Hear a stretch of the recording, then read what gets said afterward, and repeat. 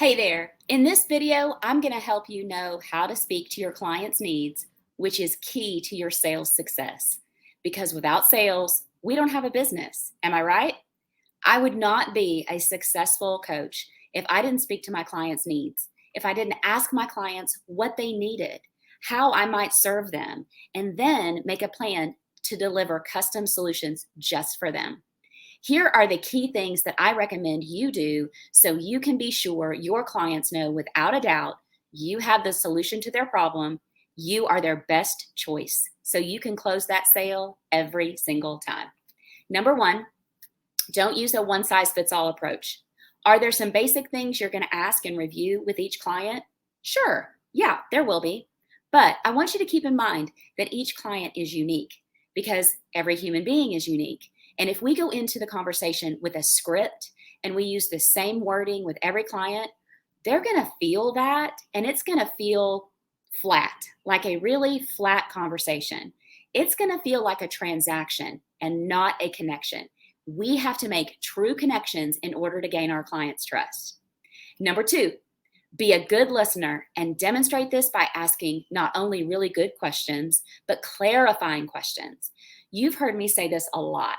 Clients, human beings, want to be seen, heard, and validated. You've likely been in a situation where you clearly communicated your needs and it was like the salesperson was just not even listening.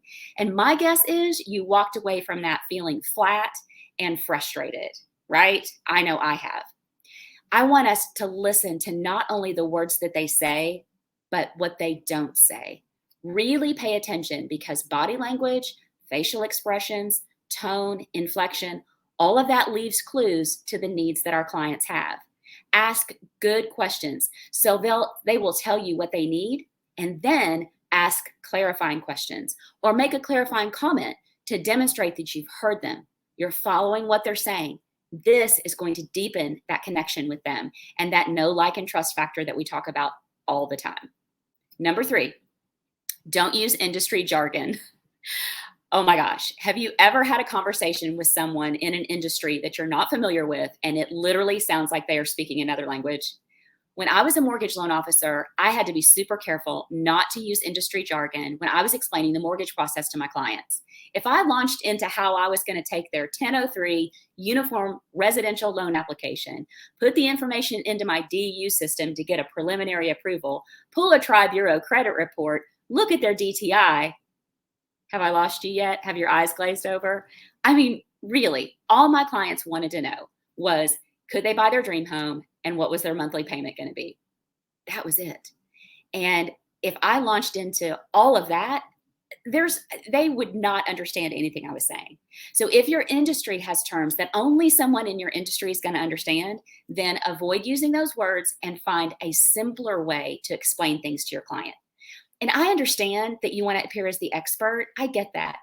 But we have to remember that a confused client won't purchase. And if the client feels like they can't understand you and you're speaking over their head, they're also going to feel that you won't understand them. And that trust factor and that connection is not going to develop. And the only exception to this rule is if you know that your client has a background in your industry and they demonstrate this by using industry words, then you know they have the knowledge to follow what you're saying. And it's totally okay to launch into all that industry jargon. We've got to be relational with our clients and not transactional. No one likes to feel like just another number, just another sale. Our clients deserve a true connection with us and for us to listen to their needs so we can deliver on those every single time. This is how we can all be more successful in sales and in business. I hope these tips have helped you. And as always, I want to know what you think, what you'd like to learn. What do you want to hear more of? It's my goal to bring value to you and be of service to you because my relationship with you is not just a transaction. Remember, don't go it alone. Being an entrepreneur can be really hard. Some days, everybody wants to buy what you're selling, and other days, nobody even wants to know your name. Am I right? If you think you're alone, you're not. We all have days where we feel like that. I'm having a free 5-day workshop coming up in a few weeks. I'm going to be covering the 5 biggest mistakes that I see business owners and salespeople making every day.